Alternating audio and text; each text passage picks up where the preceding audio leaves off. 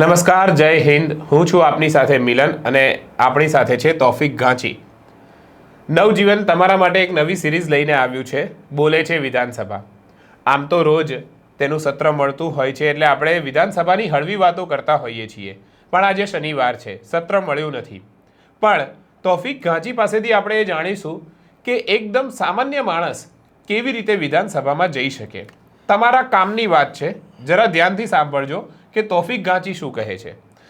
તૌફિક, આપણા દર્શકોને એ જણાવો કે કોઈ સામાન્ય માણસ છે, સમજો કે કોઈ ગામડાનો ખેડૂત છે, કોઈ સોસાયટીનો રહીશ છે, કોઈ મિડલ ક્લાસ છે, કોઈ ગરીબ માણસ છે, એણે ગૃહમાં જવું છે, એણે વિધાનસભામાં જવું છે અને જાણવું છે કે મારા ધારાસભ્ય, મેં ચૂંટેલા ધારાસભ્ય શું કરે છે, તે કેવી રીતે કામગીરી થાય છે, તો એના માટે શું પ્રોસિજર હોય છે?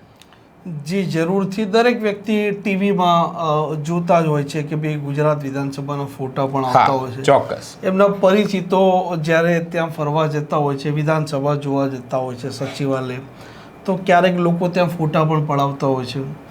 અત્યારે સ્ટેટસનો સમય છે તો સ્ટેટસ મૂકતા હોય છે, સ્ટેટસ અને સ્ટોરી. અન્ય લોકોને ઈચ્છા થતી હોય છે અને લોકો એમ સમજતા હોય છે કે આ ભાઈની ખૂબ ઓળખાણ છે.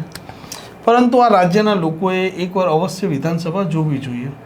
ચોક્કસ જોવી જોઈએ. જાગૃત નાગરિકે ખરેખર વિધાનસભા જોવી જ જોઈએ. દરેકે જોવી જોઈએ. વિધાનસભા જોવા માટેની જે પ્રક્રિયાની વાત કરીએ તો સૌથી પહેલાં કોઈ વ્યક્તિ છે કે જેને વિધાનસભા જોવી છે તો ત્યાં બેસતા કોણ હોય છે કે જેને ધારાસભ્યને આપણે મત આપીએ છીએ, આપણે ચૂંટીને આપણો અવાજ, આપણા પ્રશ્નો માટે ત્યાં ગૃહ ભરાતું હોય છે. સરકારની દરેક વહીવટી ઓફિસની મુખ્ય ઓફિસો ત્યાં છે, મુખ્યમંત્રી હોય કે મંત્રી હોય તેમની ઓફિસો ત્યાં છે. સમગ્ર રાજ્યનું સંચાલન પણ ત્યાંથી થતું હોય છે વહીવટની દ્રષ્ટિએ, મુખ્ય કચેરીઓ હોવાથી. તો સચિવાલય પ્રિમાઇસીસ છે અને વિધાનસભામાં જવા માટે આ ધારાસભ્યને તે કહી શકે કે ભાઈ અમારે વિધાનસભાનું જે સત્ર ચાલી રહ્યું છે, અમારે ગૃહ જોવું છે, તમે જે રજૂઆત કરો છો કેવી રીતે કામકાજ ચાલતું હોય છે, મંત્રીઓ શું જવાબ આપતા હોય છે. સાથે આ જ વિધાનસભામાં એમના પસંદીદાર નેતા પણ હરતા ફરતા હોય છે, તેમના સાથે પણ તેમને ફોટો પડાવવાનો એક લાભો મળતો હોય છે. તો ધારાસભ્યને તે કહે તો ધારાસભ્ય તેમના લેટર પેડ ઉપર જેટલા વ્યક્તિઓ આવવાની ઈચ્છા ધરાવતા હોય તેમને ભલામણ લખતો એક પત્ર લખતા હોય છે. બરાબર. અને એ પત્ર જો તમારે સીધો પત્ર એમના પાસેથી મેળવી લો તો જ્યારે વિધાનસભાના પ્રથમ માળે જવા માટે તમે સીડીથી ચડો છો તે સમયે ડાબા હાથે એક ઓફિસ બનાવેલી છે. તે પત્ર તમે જો ત્યાં આપો તો તે લોકો રજિસ્ટરમાં એન્ટ્રી કરી તમને એક પાસ બનાવીને આપતા હોય છે. બરાબર. અને તે પાસ પછી તમને અંદર ગૃહમાં જવાની મંજૂરી મળી જતી હોય છે. કેટલાક કિસ્સામાં ધારાસભ્ય પોતે પણ તેમની ઓફિસો જે સ્થાનિક લેવલે બનાવેલી રાખેલી હોય છે અને કોઈ ઈચ્છા દર્શાવે તો ધારાસભ્યની ઓફિસે રજૂઆત કરે છે તો મોટા ભાગે તે લોકો જ વ્યવસ્થા કરાવી આપતા હોય છે કે ભાઈ તમે ત્યાં આવી જજો અને એ લોકો ત્યાંથી વ્યવસ્થા એમના પીએ કે મેનેજ કરીને એમને ગૃહ બતાવતા હોય છે.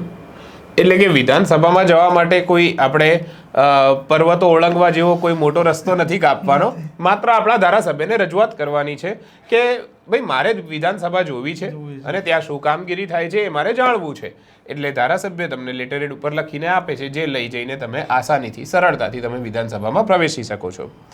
તો તૌફિક, દર્શકોને એ પણ જણાવો કે વિધાનસભામાં જોવાલાયક કઈ કઈ વસ્તુ છે અને કઈ કઈ વસ્તુ ખાસ, જે કોઈ પણ હવે આપણા એપિસોડ પછી ઘણા બધા વિધાનસભા જવાનો પ્રયત્ન કરશે અને જશે પણ ખરી, તો એમણે શું મિસ ના કરવું જોઈએ, કઈ વસ્તુ ખાસ જોવી જ જોઈએ? તો આ તમે સૌથી મહત્વનો પ્રશ્ન પૂછો. આ પ્રશ્ન પહેલા એક વાત બીજી એડ કરી દઉં કે વિધાનસભામાં સામાન્ય નાગરિક તો જતા હોય છે, જોતા હોય છે, પરંતુ સ્કૂલની જે સંસ્થાઓ છે, સ્કૂલના જે વિદ્યાર્થીઓ છે એ વિદ્યાર્થીઓ પણ ત્યાં જોવા જઈ શકે છે અને સ્કૂલની સંસ્થાવાળા તેમના બાળકોને, વિદ્યાર્થીઓને ત્યાં લાવતા હોય છે. તેની પણ એક પ્રક્રિયા છે, એ પણ દર્શકો માટે વધારે એડ કરી દઉં. જી, ચોક્કસ. સ્કૂલ છે, કોઈ સંસ્થા છે, તો કોઈ કોલેજ છે કે ભાઈ અમારા વિદ્યાર્થીઓને અમારે વિધાનસભા બતાવી છે તો તેમની સંસ્થાનો એક લેટર પેડ ઉપર એ લોકો વિનંતી કરે કે ભાઈ અમારે ત્યાં વિધાનસભા જોવી છે, એમની સંસ્થાનું નામ હોય, સાથે કેટલા બાળકો ત્યાં વિધાનસભા જોવાની ઈચ્છા ધરાવે છે તેમનું લિસ્ટ બનાવે અને આ જ વિધાનસભાના પહેલા માળે એક સામાન્ય શાખા છે. આ સામાન્ય શાખામાં આ સંસ્થા આ લેટર પેડ અને વિદ્યાર્થીઓનું લિસ્ટ ત્યાં જમા કરાવે.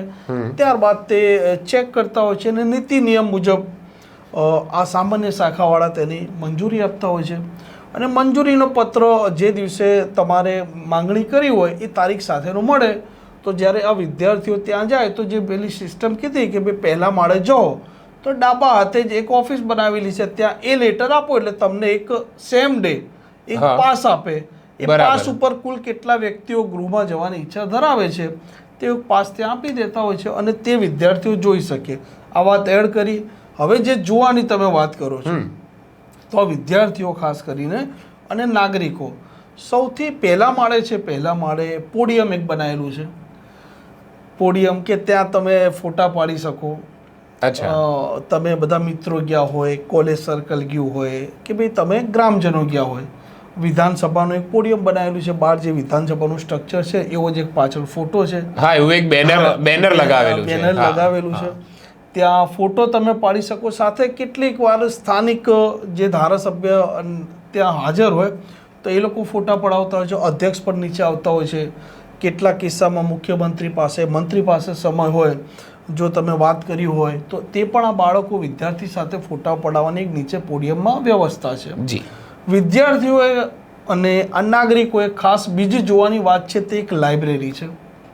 બરાબર. આ ધારાસભ્યોની એક લાઇબ્રેરી ત્યાં છે.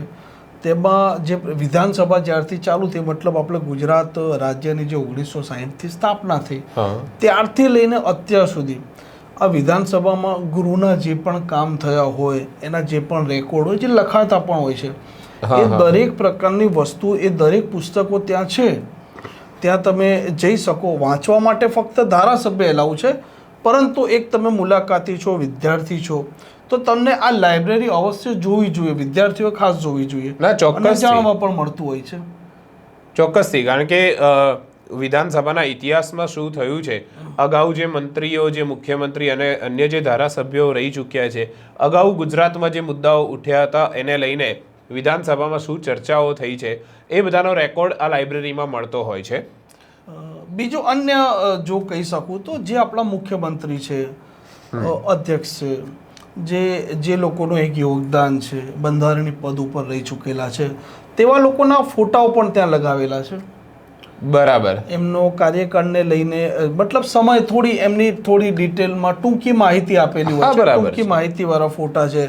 ગાંધીજી છે આપણા જે રાષ્ટ્રપિતા, તો તેમની પણ કેટલીક વસ્તુઓ ત્યાં કાચનું એક ચોક્કસ પ્રકારે કોઈ ડિસ્ટર્બ ના થાય, એને નુકસાન ના થાય એ રીતે સ્ટ્રક્ચર બનાવેલું છે અને તે પણ અંદર મૂકેલું છે. એ સિવાય આસપાસ અલગ અલગ ઓફિસ છે. સૌથી મહત્ત્વનું, કોઈ પણ નાગરિક ઇમરજન્સી મેડિકલની ઘટના બની કે પછી કોઈ ત્યાં કામ કરી રહ્યા છે, કર્મચારી, ધારાસભ્ય, મંત્રી, પત્રકાર કે ઓફિસરો, અને તેમને દવાની જરૂરિયાત ઊભી થઈ તો આયુર્વેદિક દવાખાનું પણ છે અને એલોપેથી દવાખાનું છે અને ત્યાં સ્ટાફ પણ અવેલેબલ છે. ખૂબ સરસ માહિતી આપી. કારણ કે આ જે દવાખાનાવાળી વાત જે છે એ ખરેખર બહુ રોચક માહિતી છે કે સામાન્ય માણસ માટે પણ એ અવેલેબલ છે. તો આ દવાખાનાની સાથે સાથે એમ્બ્યુલન્સ કે એવી કઈ વ્યવસ્થા પણ હશે? એ તરત બહાર જ હોય છે. વ્યવસ્થા થઈ જાય કે ઇમરજન્સી ઘટના બની તો 108 તો આપણે અત્યારે તરત આવી જ જતી હોય છે. બરાબર, રિસ્પોન્સ છે. એટલે એ ત્યાં એક ઇમરજન્સી આ વ્યવસ્થા છે.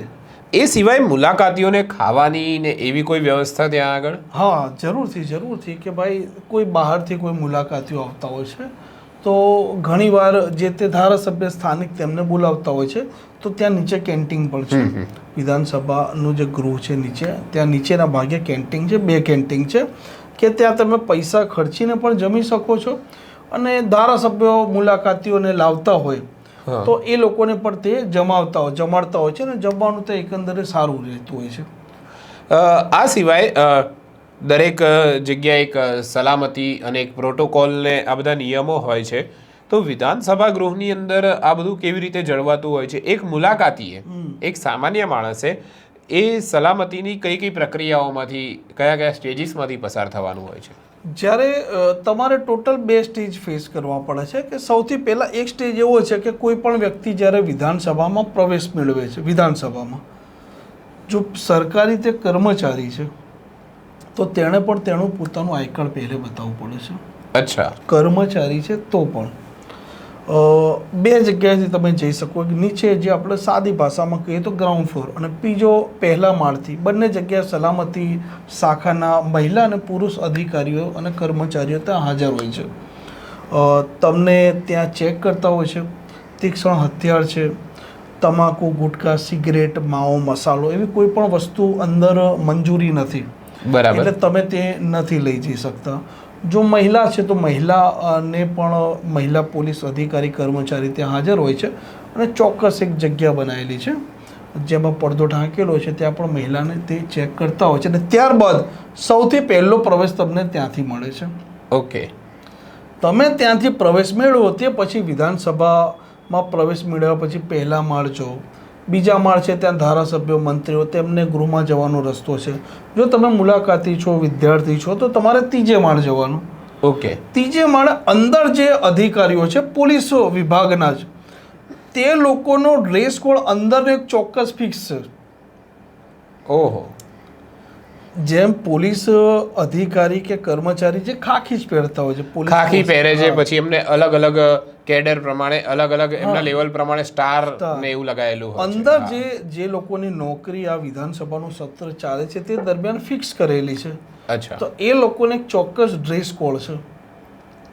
તમે ત્રીજે માળ પહોંચશો ગૃહમાં જવા માટે, તે સમયે આ અધિકારીઓ કર્મચારીઓ તમને લાઈનમાં ઊભા રાખશે. અંદર ગૃહમાં તમે વિધાનસભામાં પ્રવેશ મેળવ્યો ત્યાં સુધી મોબાઈલને તમે લઈ જઈ શકો છો. બરાબર. પરંતુ જ્યારે ગૃહમાં તમે પ્રવેશ મેળવો છો તે સમયે અંદર તમે ન મોબાઈલ લઈ જઈ શકો, ન પાકીટ લઈ જઈ શકો. તીક્ષ્ણ વસ્તુ તો નીચેથી લઈ જ નથી ગયા તમે, ગુટખા, તમાકુ તો લઈ જ નથી ગયા. સાથે જે પેલી ડિજિટલ વોચ પહેરતા હોય છે તે પણ ગૃહમાં તેની મંજૂરી નથી, મતલબ પ્રતિબંધ છે. અચ્છા. એટલે કે ભાઈ વિધાનસભા બિલ્ડિંગની અંદર તમે પ્રવેશ કરો ત્યારે તમે મોબાઈલને પર્સ રાખી શકો ખિસ્સામાં, પણ જ્યારે તમે ગૃહની અંદર પ્રવેશ કરો છો ત્યારે બહાર મૂકી દેવાનું હોય. બહાર તમારે તમારી રીતે મૂકી દેવાની એ વ્યવસ્થા છે. બરાબર. ખૂબ સરસ માહિતી આપી. તોફિક છે ને અમારે નવજીવનમાંથી રેગ્યુલર ત્યાં વિધાનસભાનું રિપોર્ટિંગ કરવા જાય છે, સચિવાલયમાં પણ રિપોર્ટિંગ કરવા જાય છે. અને અમારે નવજીવન સ્કૂલ ઓફ જર્નલિઝમ જે ચલાવીએ છીએ એમાં પણ વિદ્યાર્થીઓને વિધાનસભા બતાવવાનું કામ તોફિકની જ જવાબદારી છે, અને તોફિક એ બહુ સારી રીતે નિભાવે છે.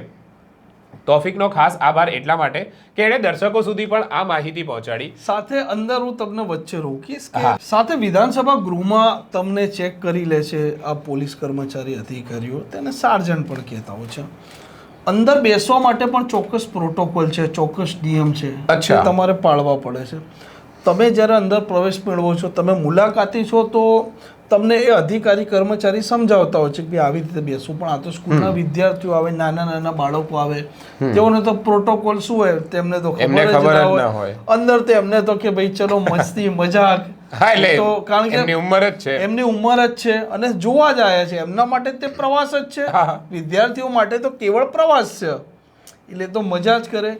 એટલે અંદર તમારે કેવી રીતે બેસવું તમને તે શીખવાડતા હોય છે. ગૃહમાં તમે કોઈને હાથ ન બતાવી શકો, પગ પર પગ ચડાવીને બેસી ન શકો, તમે વાતો ન કરી શકો, કોઈ પણ પ્રકારના ઈશારા પણ ન કરી શકો. જો કે તે પોલીસ કર્મચારી અધિકારી જ્યારે તમે બેસો તે પહેલાં તે સમજાવતા હોય છે, બેસાડતા હોય છે, અને ત્યારબાદ તે તમારા પાસે બેસતા પણ હોય છે. જો મુલાકાતીઓનો ઘસારો વધારે હોય તો તમને બેસવાનો મોકો 5 થી 10 મિનિટ મળતો હોય છે, પરંતુ જો ઘસારો ઓછો છે તો તમારા નસીબ સારા કહેવાય કે તમને આ ગૃહમાં સતત બેસવા મળે છે. કોઈ તમને આવીને એવું નહીં કે તમે ઊભા થાઓ. બરાબર બરાબર. બહુ સરસ. તોફિકે અત્યારે ઘણી સારી માહિતી આપી છે. મને એવું લાગે છે કે આટલી માહિતી તમારે વિધાનસભાની મુલાકાત લેવા માટે પૂરતી છે, અને એવી આશા છે કે આ એપિસોડ જોયા પછી વિધાનસભાની અંદર મુલાકાતીઓની સંખ્યા વધશે. આવી જ નવી નવી માહિતી અને સત્ર દરમિયાન વિધાનસભામાં થતી હળવી વાતોની માહિતી મેળવવા માટે અમારી ચેનલને લાઇક, શેર અને સબસ્ક્રાઇબ કરવાનું ભૂલતા નહીં. અને ખાસ જો તમે આ વિધાનસભાની મુલાકાત લેવા ઈચ્છતા હો અને તમારી આસપાસના લોકોને પણ લઈ જવા ઈચ્છતા હો તો આ વિડીયો એમની સાથે પણ શેર કરજો, જેથી એમને પણ આ પૂરતી માહિતી મળી રહે. મને અને મારા સાથી તોફિકને રજા આપો. નમસ્કાર. વૈષ્ણવજન તો તેને કહીએ જે પીડ પીડ પરાઈ